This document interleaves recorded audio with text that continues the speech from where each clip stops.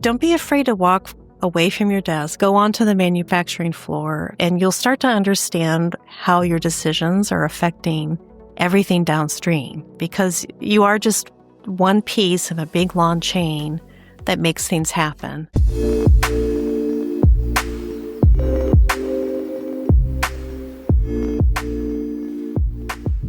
Hey, welcome to another episode of Manufacturers Make Strides. Today, I'm joined by quality engineer Dianna Deeney, and we explored a challenge that quietly affects almost every manufacturing business, why design teams and production so often end up working in silos, and what it actually takes to bring these worlds together. Dianna shares how her early experience in manufacturing and quality revealed something surprising, that many of the tools used on the shop floor to solve problems can also transform how products are designed in the first place.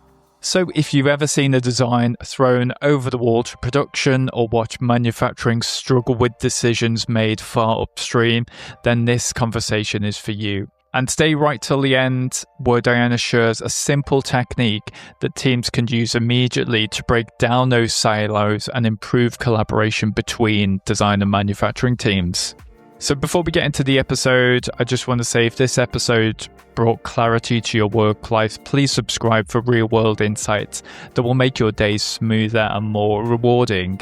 So right now, let's get straight into my conversation with Dianna Deeney. Hey Dianna, nice to have you on the podcast today. How's your day going? How's your week going? It's been going well. I've been playing around with LLMs and AIs. It's been fun, just like everybody else. And also just keeping ahead of what's going on with industry and manufacturing. There's a lot of moving parts nowadays. There is. So I'm sure we'll get into lots of that as we go through the conversation. I'd like to start off though with a deep dive. We'll get into your background next. But if you were to describe design and production working well together, what does that look like to you? Well, I'll define it a couple ways. One of what it's not, and then I'll paint like the blue sky picture. Definitely what it's not is like the silo effect, where designers are in one building doing a bunch of things, and then the designs get shot off somewhere else or thrown over the wall, is a phrase that I like to use a lot. And the manufacturers are just kind of stuck trying to build this thing. The blue sky version is that design and manufacturing are working together to co-design. The design for manufacturability, of course, but then there's also a lot of skills that the manufacturing people can bring to the design table because of their processing mindset, their process mindset, which I can talk more about. But it's a more collaborative approach to product design. Now, I like to go to conferences. I went to a IEEE conference for Society of Women Engineers, and I was talking to other people about these kind of challenges. And someone was working I think they were making submarines, Navy ships, and the design team was inside the Northeast, like inside inner Pennsylvania. But then, the ships and everything are being built on the shore, like 2 or 3 hours away. And it was a big struggle to get the design team to go visit the manufacturing people. Well, why do we need to visit them? They just need to build what we make. But through some convincing, you got the design team to take a trip 3 hours to the shore to talk to the people that are manufacturing, and they got to actually walk through the spaces they were designing and talk with the manufacturing engineers and the people making the product. And they could see a lot better what their challenges were or why they were getting pushbacks on certain things. Or they could immediately tweak their design. Oh, we could do this to make it a lot easier for you. So it's just a silo effect, a communication barrier, and it's really just getting to play in the same sandbox, talking about the same thing, because we all have the same goals, which is to create and design great products. Yeah, you've sold me on the blue sky thinking there. That sounds good. I guess I just have a follow-up question then before we get into your background. Why do you think historically the silo effect has come up then? Why do you think in the past it has been, separate departments and they're thrown over the wall? Well, I think each department, I mentioned that we all have the same goal, and we do. It takes a team of people to design and manufacture a product so that somebody can use it. Without one or the other, it's not going to happen. And that goes the same with sales and marketing. If everybody is not on board or if we're missing a piece of that, things don't happen. And we want things to happen. It's very rewarding to have our designs make it to the marketplace. But there is a perceived linear process for design, right? You come up with an idea, then you design it, and then you make it, and then you ship it out the door. So I think that natural process kind of delineates people into their own lane. And then also those groups are held to different metrics. They're trying to meet certain particular goals, and they're not always the same. The design team has some metrics, the manufacturing has another, and sometimes they're set up to conflict with each other. So another part of breaking down those silos is recognizing not only what each one brings to the table for design, but then also what are some of those conflicting parameters and how can we break those down or help support each other to do it rather than creating a solid friction point. Okay, brilliant. Well, I think we've got some interesting stuff to cover over the rest of this talk, but let's go back to the beginning, of your career where you were figuring out what you wanted to do. What drew you towards manufacturing then? I had a unique upbringing in that my dad is a journeyman tool and die maker, inventor, and business owner, and he was an avid do-it-yourselfer. So my parents owned a tool and die shop, plastic injection molding. It was small, so 3 injection molding machines, a full tool shop and everything. So I kind of grew up in that environment. So in high school, I was working on the shop floor, working on the machines, and I was helping Dad in the drafting room. And I learned how to draft in high school. And I was just thinking about this before we started talking. My dad had this, I'm going to age myself here. My dad had this drafting book. It was 10 inches thick. And it wasn't even bound. It was like, sheets and it was a big string through it and you like flunk it on the table. So in high school, I was learning how to draft and design and engineer things from that. Now, grant you, I'm still barely in my 40s, so I'm not old, but this was before email existed. Sure. Yeah. So just all those experiences and then deciding to go into engineering and really loving it and loving the internships and the experiences I had from working. That's kind of how it all started. So I could imagine getting so involved in that in your teens. It could either send you one way down that path because you love it, or it could put you off for life potentially. Yeah, like I don't want to do this because I don't like it, right? Yeah. So what was it that you think, sparked your interest? I think it was the combination of the math and the applied sciences and the ability to understand how things are made or to break down and build new things. And there's also a sense of independence that comes with engineering too. You're better able to fix your plumbing if you need to because you know all the inner workings of all of that. So that was interesting. But then in my career, I'm working and I got invited to participate in a highly technical project, a heart pump. And that's where I found quality and reliability engineering because they didn't used to have a college degree for quality and reliability. It's something you're exposed to after you've been working. And usually it's a group off in the corner somewhere, and then they come out once in a while and cause problems and disappear again. But with this project and with it being so advanced and so critical for safety and quality and reliability, I got to work with some really amazing people who ended up being some mentors for me. And that's how I got introduced to quality and reliability engineering. And I just kind of stayed there and stayed in that track. Okay. So thinking back to that project then, yeah, it sounds really kind of interesting and it would open up possibilities at that age. What was it, do you think, about that changed your view on work or engineering? Well, I joined the group as a process engineer because that's what my job had been. And I still really enjoy that. But then I saw the quality engineering aspect of process engineering, where it's sort of linking everything all together. It's looking across design and manufacturing and supplier relationships. So you're looking at the big picture and trying to help people communicate and make sure that all the dominoes line up, so to speak. And so I liked that aspect of it. And I also liked, I guess it's coming back again to the math. I also like the mathematics of the reliability engineering. So all of those things were just made quality engineering appealing. I loved process engineering. I still do. I love going to the manufacturing shows and how things are made and process engineering. But for me, I guess quality engineering was the natural next step. Yeah, I was just thinking back to kind of my background. I had a similar kind of background. I did engineering at university, did some process engineering.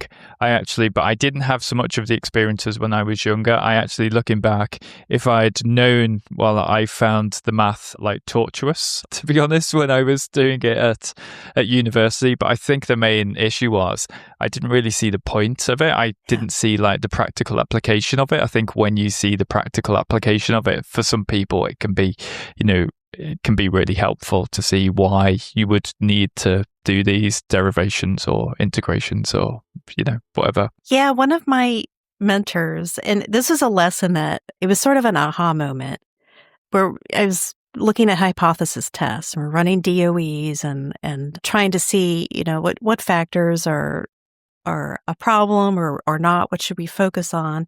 And there were other verification validation tests. We were doing hypothesis tests against the standard, that kind of thing.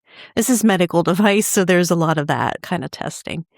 But, I got to a result and I went to one of the more senior people. I'm like, this is saying this is statistically relevant, but, I'm not sure how it fits with the project. And he said, well, okay, it's statistically relevant, but practically it's not relevant because where your results are so high above the standard that we need to meet that it doesn't matter. All right. So a lot of people can get stuck into the weeds of, is it statistically significant, and drawing conclusions, but you still have to take a step back and look at reality and the practical application of it, which is also, I don't know, it's a fun thing to do, I think. So thinking about then going back to where we started the conversation off on the handover, either the throwing over the wall from design to manufacturing or the more integrated method of working together. When did that come to your attention? Where were you and what were you working on where you realized that might be an issue or not the best way to work? There was a product that was already in the market, but we had to revisit it for some reason. Something had changed, a standard had changed, and I think my memory recalls it had something to do with the instructions. We had to touch the instructions and improve them. And it was a matter of, there was a few dribbles coming in from, the field. There was a little bit from the design engineers, the manufacturer. So I said, let's just collaborate. Let's hold a meeting. So I facilitated a cross-functional meeting with them about this. And I used a flowchart analysis and risk management methods like failure mode methods, and just getting everybody in the same room to talk about this one product for this customer base, what they're seeing in the field, why design decisions were made, problems manufacturing was having, and everybody coming together to work on those common tools, that process flowchart for the use process, and then risk management methods. There were a lot of aha moments going on in that meeting because the field techs didn't realize why design made that decision, and design didn't know that manufacturing was always having these kind of problems. So there was a lot of synergy going on and ideas for what to do to make it better. Yeah, that was kind of a fortuitous thing to come about, wasn't it? And to see that. So what happened? So how did that affect you and your thoughts and how you approached things afterwards then?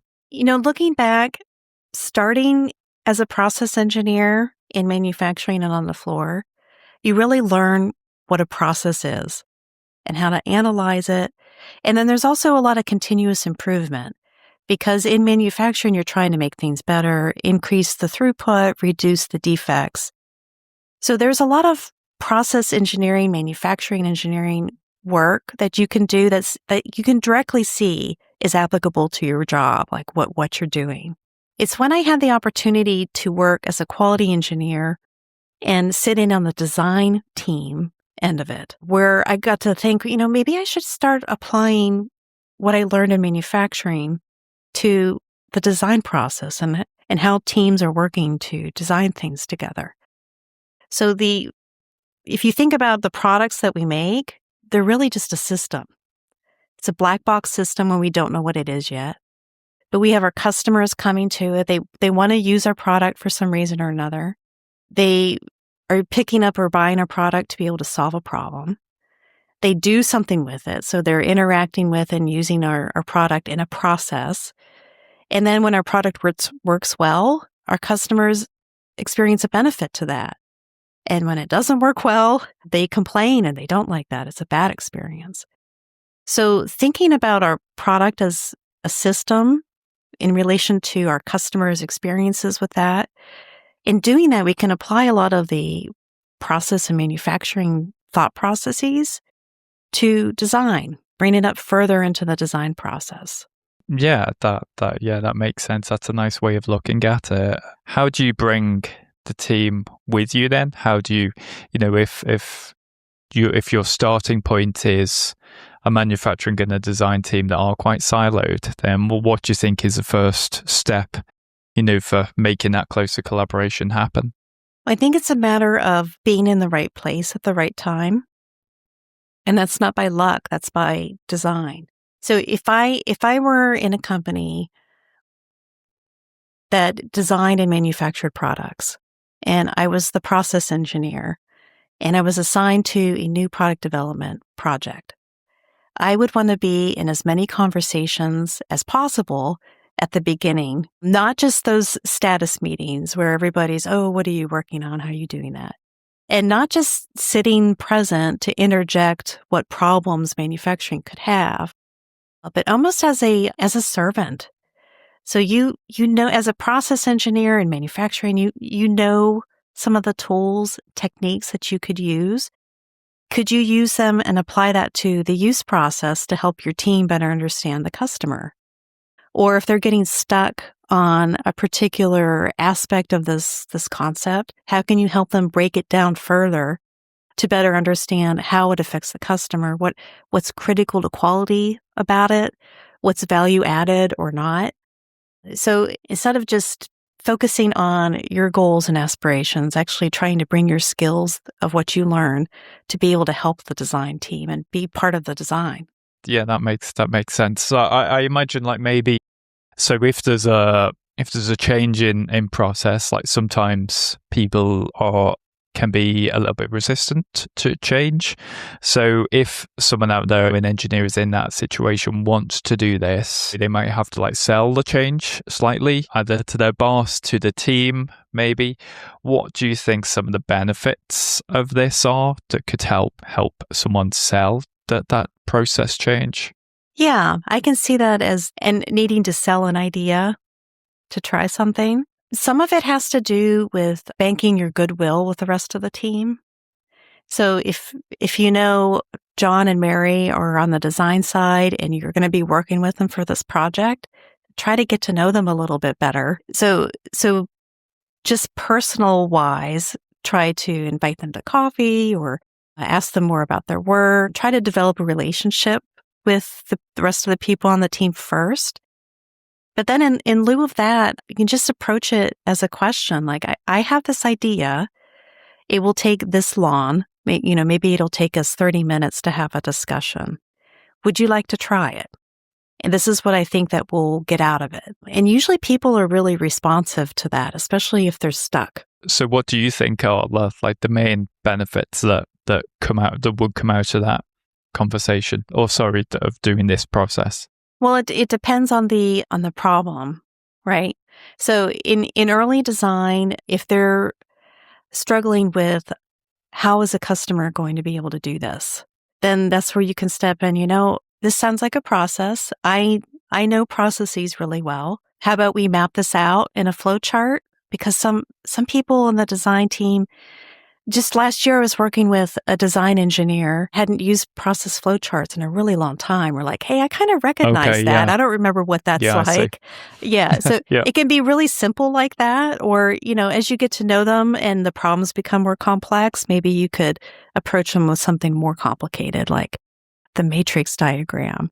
But simple tools like flowcharts, tree diagrams, and just working on the process can be really helpful for teams. Okay, got you. So you're thinking of this like beyond at multiple different levels. There's a level of the design for manufacture, as in, change the radius of this corner because it's easier for us to manufacture. But you're also thinking it on the level of input into the actual design process as well, and iterating using the process improvement skills and the continuous improvement skills to iterate on a better design process over time. Yes. Yeah. So would you consider using, say, like Lean and Kaizen techniques, or is on that process as well, or is that taking things too far? Oh, no, yeah. If it fits and the team is willing to explore it. It's open, yeah. Yeah. Usually there's a problem to be solved and I'm not sure how to move forward. And that's where you can identify, does this relate to something that I did in manufacturing as a quality engineer, a manufacturing engineer? And if it kind of does, what did you do to solve it? And can you apply that, lead your team through that to help them decide? There was a validation failure on a product design, and they were having trouble coming up with root cause. So one of the things we did was a fishbone diagram for manufacturing engineers. That's a really common thing to be able to do, but it's not so common with design. Yeah, so bringing some of them techniques to the party, and I guess, that helps bring the collaboration a bit closer, and that it can compound, I guess, from there over time. Yeah. And, I know there are quality-based design systems. There's design for Six Sigma. There's quality function deployment, and those are fine, but usually companies have their own design process, depending on what they're making, So this is more of a plug and play approach for quality during design. It's not interfering with the design process or the design controls, so it's a little more accessible. It's also people first and problem first, but it's a matter of just transferring those skills that you learned into a new area, and that's ultimately going to make a better product for your customers and improve your manufacturability of your product because you're having a say at the design table. Do you think this needs like high up kind of leadership buy-in to do this? Because I could, so maybe we're talking slightly blue sky thinking here, but because I can imagine either some companies that I've worked at in the past where I was a process engineer, or some people that I know at the moment who are in process engineering, and they can sometimes be a little bit overwhelmed with the process improvement challenges to keep the production going day to day at the moment. So I can see what you're suggesting is like a valuable investment of time that will give payback at some point in the future, but it may not give immediate payback soon, for process or quality engineers to spend time in the design project. It may take, a year, a few years maybe to pay back that benefit. What are your thoughts on that? So there's a couple things. You're right. In a lot of the companies that I work with, there is a manufacturing engineer assigned as part of the product development team. But their usual case is to look for design for manufacturability, feasibility, that kind of thing. If that's not the case, and say you become friends with the design person and they're having this problem and you think, I know this tool can work, that might be an approach that you may have to talk with your manager to get approval to work with them for an afternoon. But it's also a matter of not just facilitating and doing it for them, but showing them some of your skills can be applied for them And then maybe they can take it from there. But yeah, getting approval from your managers on taking the time to be able to do that might be just something that you need to address. Yeah. Okay, yeah, but the other alternative is it could be a conversation. It could be planting an idea and planting the seed for someone to, spend some time, to start thinking about those techniques themselves. Yeah, that there is an answer, or there is a way to figure it out with a group of people, and that you might have the answer and you might be able to help them with that. Got you. Okay. This is good, thank you. I'd like to change that slightly. We have a section called Myths and Truths. I'm going to throw out some statements there. Let me know if you think it's a myth or a truth. Manufacturing constraints limit creativity in the design process. I think that is a myth. But the reason I think it's a myth is because when you are design, so there's creativity and then there's design and innovation. So in creativity, I don't like to think of it like the answer's out there somewhere. I like Drew Boyd's inside the box thinking. But constraints in manufacturing are a reality that need to be designed for. So creativity, I wouldn't worry about it too much. Sometimes there's an answer, but you definitely have to answer to that when you get to manufacturing. Perfect. Quality is mainly about meeting specifications. No, quality is a mindset. Oh, okay. Yeah, tell me more. So this is a little bit beyond we is everybody's job. Everybody should be doing it, which, okay, sure, true. But quality is also sort of we talked about the product development and process level where quality engineering is looking across the space. How do things interact and meet up to be able to deliver a quality product? And how does the customer see quality? Well, it's the same as a business level. At the business level, I feel there should be quality management who is looking across the business in a similar way to ensure that the quality management system or the business systems are communicating in a way that they're presenting data and information, and people are able to make better business decisions from that. So I think quality is a mindset because of those reasons. Production teams often spot practical risks before the drawings are finalized. I think that's true. I think manufacturing should definitely look at the design before it's finalized because they can have input into what's going to work and what's not. And, like we were talking about just at the beginning, the engineers going to the shore to walk through the submarine, they got a lot of ideas. And that's the kind of valuable information that the manufacturing and production team can provide. Clear roles in discussions improve the decision quality. That is true. Especially, I've talked about working as a team together and getting better realization of, the team got together and they're like, oh, I understand now what the problems you were having. Even before that, the team has to understand how decisions are going to be made coming out of that meeting. So there might be a lot of ideas generated, but then the project manager is like, but I'm going to pick this one.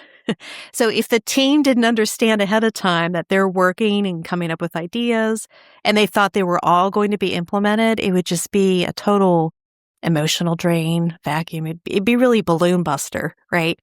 It's not going to lead to motivated people for the next project. Yeah, no. But if everybody understands ahead of time, okay, we're going to come up with these ideas and make a recommendation, and the PM's going to make the decision, it goes a lot smoother. So you definitely need to define that ahead of time.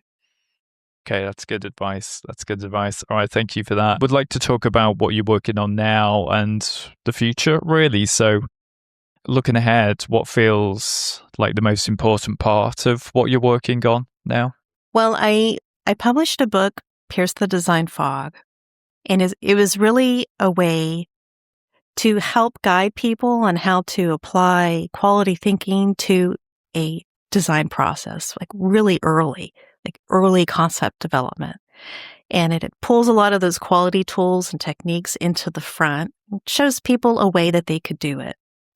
So that's been my current project that I've been working on, is helping people know how to apply these techniques to concept development and early development. And I get asked the question, you promote cross-functional teamwork with sales and manufacturing and design, but can I just use an AI for that? An AI agent? And I should ask, I'm going to start asking. I don't know if it's because of a curiosity with the technology or if it's a reluctance to work with other people on the team, or maybe there's an absence of a representative where people work. Okay. So is that, I didn't totally understand that question to begin with, but I think does the question mean, could I basically use AI as a person if I'm in, as a manufacturing person, do you mean as a manufacturing viewpoint? Yes. Yeah. Can I use an AI agent to represent the manufacturing person on my team? And to which I say, AIs are great at disseminating information or recognizing new patterns, but they miss a lot of the context of the problem that you're trying to work on. So even if your marketing manager did this great marketing feasibility study in a report, you could upload that report as a knowledge base for your AI and ask a few questions. But I don't think it's a substitute for actually working with your marketing representative because of the context that they bring. And then also just some of the unknown limitations with LLMs. So tell me a bit more about the book, Pierce the Design Fog. What led you to, what inspired you to write it? It was really like what we've been talking about today. And it became a passion project. It was a matter of, I was trying to think, how could I capture some of my experiences as a quality engineer, reliability engineer with the design team in a way that could help other people do the same things that I've been doing in my career. Because like I said, it's not a complete overhaul of any design process. It's not interjecting at the wrong time. It's just a matter of getting people to talk together when things are not so clear.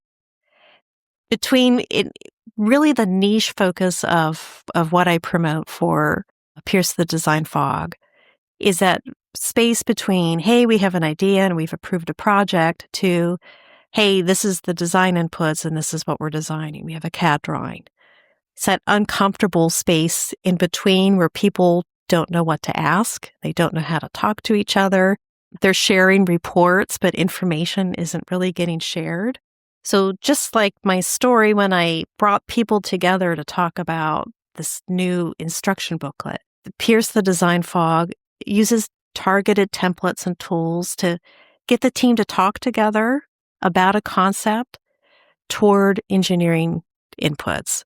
And it's prioritized based on the customer experiences. How much do they love it? How much do they hate it? And what are some of the problems they have in using it? Who did you have in mind? Who were you writing it for? And who do you have in mind who'd, benefit or learn from it? I really had in mind the design engineers. It could also be the quality people that want to get involved more in design. And I think the manufacturing engineers will recognize a lot of the methods in there too. But it's just applied to early concept design. I saw this space between innovation, creativity, and design, that intersection that really wasn't being addressed or helping people through that in a productive way. So that's the intersection that I'm trying to help people work through. Well, good luck with that. Wish you the best success for that. Is it out now, or is that? Thank you. Yes, it is out. You can learn all about it at piercethedesignfog.com. Perfect. That sounds like a really good, really interesting read. Just thinking more widely, are there any shifts you would like to see in the manufacturing or across the engineering and design industry in the future? There are so many people shifting things already that I'm more watching what's happening or what's going to happen. Okay. So, Yeah. I went to a trade show in the fall, and there were people that were doing amazing things with vision systems, using AI to be able to quickly measure things, and then the robots picking and placing what's good or bad. So there's a lot of those new integrations going on that just seem to make sense. And yeah, so vision systems, AI, laser measurement, a lot of end of line and in process things going on. I know one of the sensor companies also developed an LLM interface so that engineers can see, what's happening with this line, and the AI will kind of evaluate all the data and try to make correlations for them. And then they can even use that interface to reprogram the PLCs. So a lot of interesting things going on in industry, and I'm here to watch everything that's happening with it. Yeah. Okay. With interest. Yeah. How about, what would you like, or what do you hope younger design engineers who are coming through, maybe starting their first role, in over the next few years, what would you like their focus to be, or what would you like their experience to be over the course of their careers? This would be design engineers or manufacturing Yeah, engineers? I think so. Yeah, Design, okay. engineers. Yeah. It is a good idea to become friends with the process engineers and actually walk the production floor.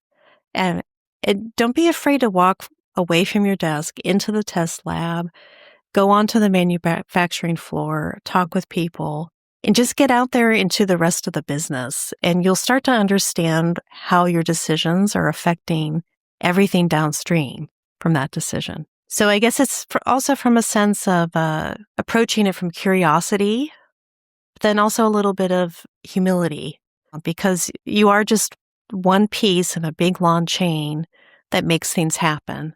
And the better each link performs their function and mates up with the next one, the more success that you'll have as an engineer.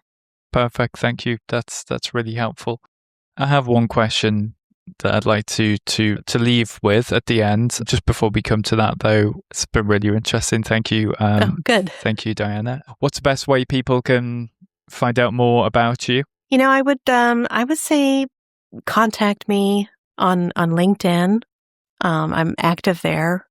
That's an accessible way. And then I have links to everything else that where I am. I have YouTube videos. I have Udemy courses.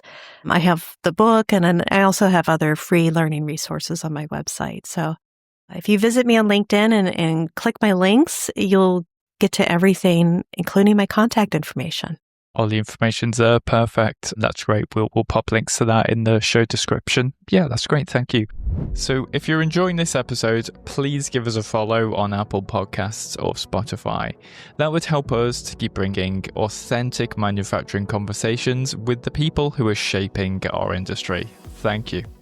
I like to kind of end with a final takeaway that people could maybe use in their day-to-day work going forward. So if someone's working in a company and they think there's room for improvement of the communication between design and manufacturing, what do you think one thing that they could do today to get that to start improving that communication?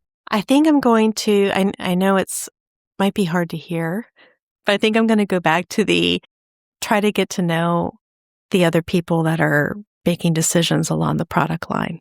Sometimes it's just showing interest in what they're doing. Like, hey, what are you working on nowadays? Can we have lunch sometime? How about a coffee? Or, hey, I heard that you're designing the next version of this. Why don't you come take a look at what we're doing on the manufacturing floor and kind of start to develop that relationship one-on-one. I know culture within a company can be really hard to change. And when you're working, on the floor as a manufacturing engineer, really the best place to start is with those relationships, building relationships for better work conversations. Yeah, so you don't have to make a big kind of structural change, but yeah, getting those personal one-on-one connections is a good starting point. Yeah.